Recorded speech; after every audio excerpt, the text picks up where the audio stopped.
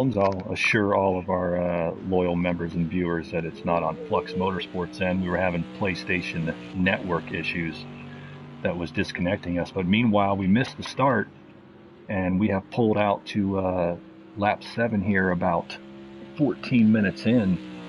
And looks like Bruce Law in that Aston Martin has done what I suspected he might do, and pulled out to quite a lead. He's running about 8 seconds ahead of Cat Guy and Dirt Rally Pro, who came up from the middle of the pack. Why don't you've been watching so far, Joey, why don't you give our viewers a recap of what we've seen so far? Yeah, it's been a pretty dominant run by Bruce Law. He basically has just taken the lead and pulled away. I'd say from about lap 2, he pretty much just took off and is running away and hiding. There was a lot of interesting racing between Survivor 1880 and Super Crusher and even Muttley up in the 5, 6, and 7 spot for a while, but they've even all kind of spaced themselves out. But the dominating run so far in this race has been Bruce Law. He's just running away with it at this point, and with over a half an hour remaining, of course anything can happen. There can be any kind of a technical issues, as we've had ourselves. But he has been absolutely dominant in the first 15 minutes of this race. Oh yeah, as we said, Bruce, we gave you the rundown in the beginning of the broadcast. The most decorated sports car driver in Flux history. 27 sports car wins, 4 class championships. When he came in with the Aston Martin, everyone was like, can he make that work in the GTEs? Well, he can, but I do know from having run this race a lot that Daytona is a type of place where right at the start, the leader can get out in front of the guys fighting through the infield and fighting side by side on the super speedway section, and you can pull away. I've taken nothing away from Bruce Law, don't get me wrong, but I've seen 5 cars on a start or a restart here that were all pretty much the same speed, and the one that came out in front through the international hairpin did this. So this is something that is pretty common at Daytona because of the air issues and whatnot. It looks like we lost a driver. Somebody blown their motor here early on. I'm trying to get you see who that is? Just Piddlin has retired. Oh, did he have damage to his car? I didn't see any damage. I'm not quite sure if there was an issue maybe with a network problem, but he has retired.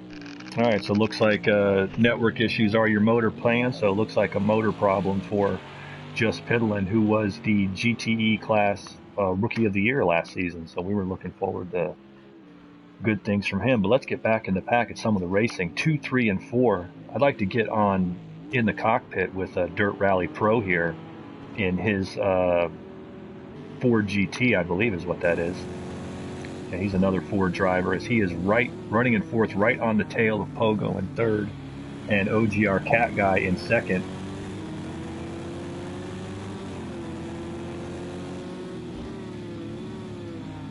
And as you see him come back onto the super stretch, getting a little loose there from Pogo, but these 3 have separated themselves from the pack behind them. And I just see Pogo disappear, or is he beside him? You went to Pogo. Okay, yeah, I got you. Pogo. That's yeah. I didn't see the camera switch. My fault. No problem. I went up to the next driver just to see his interval as he's trying to get up to OG Cat Guy. Yeah, he's working on him right now. These are 2 American Tour veterans who have been racing together a long time, and a pair of vets, and it looks like Dirt Rally Pro, he's got something under that Ford. Because we're inside 30 minutes now. Get myself onto the, see what our comments on the YouTube channel.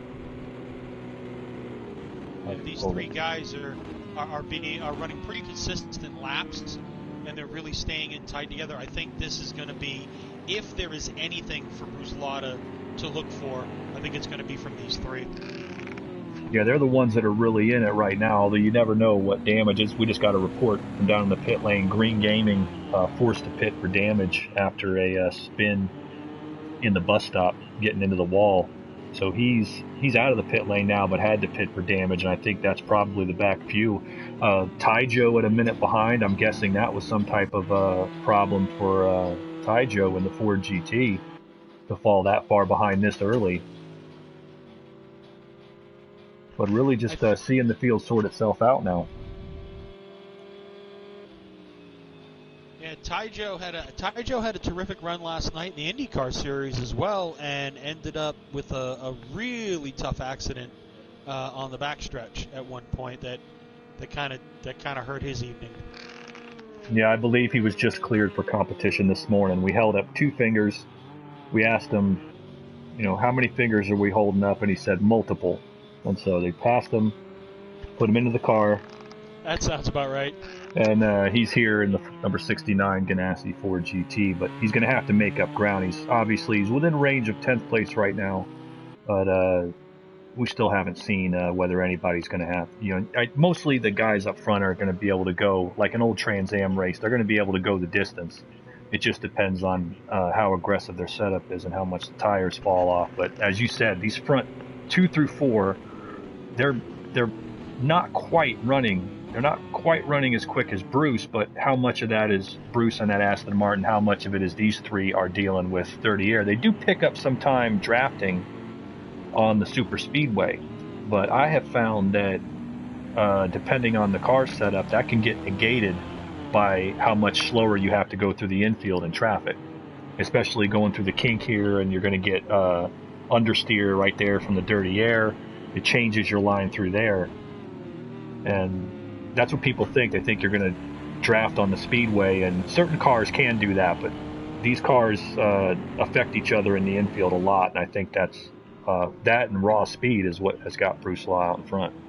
And I think the other thing you got to look at in a situation like with OGR Cat Guy, Pogo, and Dirt Rally is they're not just trying to catch Bruce Law, they're fighting each other as well. Exactly. They're not exactly staying lined up and running like that.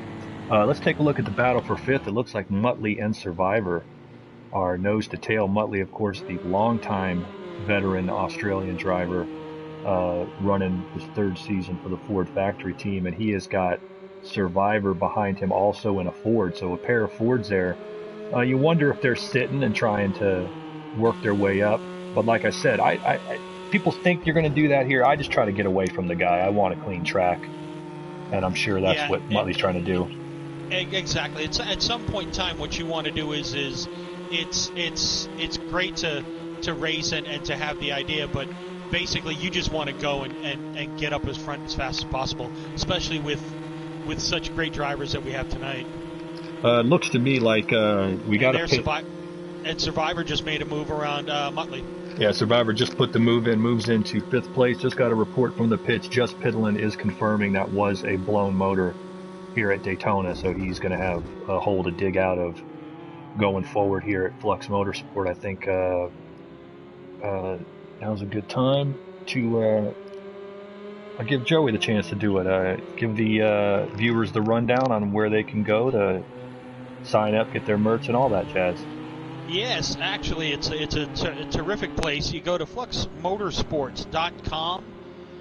Go there, check out all the different leagues, GTE, LMPs, the Indy cars, Dirt Rally, outstanding leagues, touring cars, exactly, outstanding leagues, wonderful people. There's something for everybody, I think, within Flux Motorsports.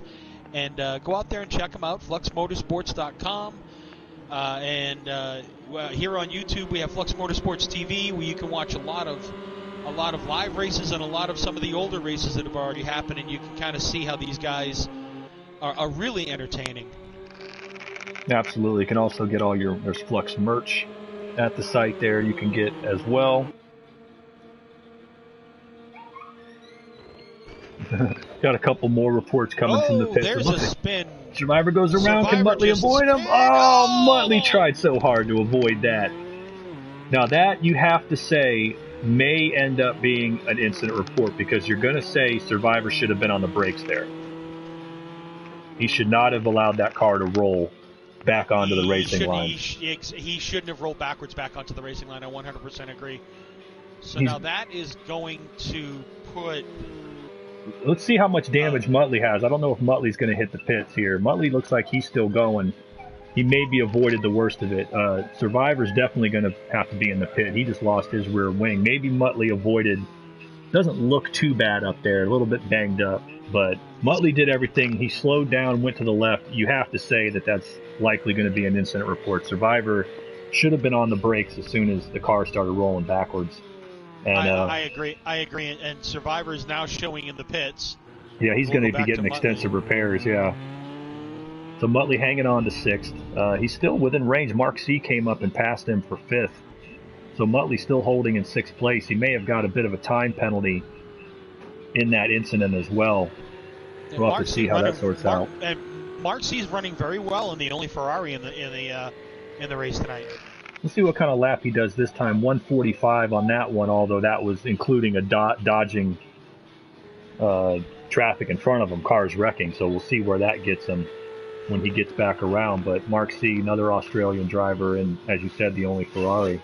Let's see if this moves him up towards the front of the field. A little further back, before we get back to, as we're just passing the halfway point, cross flags here at Daytona. Give a little time here in the back. Looks like NZ Jack, he had extensive repairs, the reigning class champion. Yeah, he had that early. He had that early crash at the start of the race.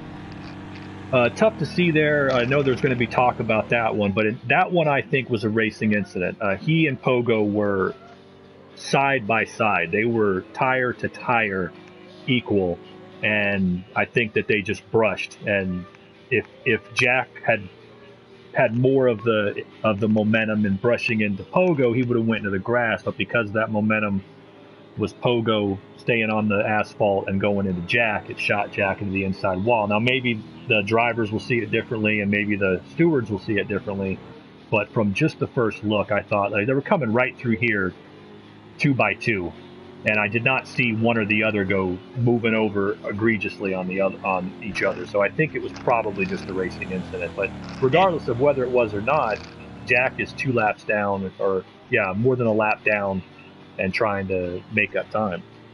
But even in that section, the idea of going 2 by 2 is not recommended. And he was our pole sitter as well, wasn't he? Yeah. He was, yes. It was actually him and Pogo on the front row. And they started so well together. They were side by side all the way through. No, and I 100% agree with it being a racing incident. It wasn't like anybody had stepped out of line. It's just a tough section. You can always make the argument somebody should have gave, but both of them are going to point to the other guy and say it should have been him. So that's basically where you're at with that one. In the meanwhile, he's got some ground to make up. Survivor fell back to 11th after his repair stop, and we've got Stoltz on the pit lane in another Ford GT. It looks like it might be he's got some bang-ups on the door. I think there was repairs involved there. Most of these guys aren't going to pit unless their tires run out or they run out of fuel. So Stoltz falling back, that may give Jack a chance to move up into position. But meanwhile, let's get back to the front where the main battle. We are now just under 20 minutes to go, so let's do a quick rundown. First place, we got Bruce Law, pretty much running that Aston Martin on a rail.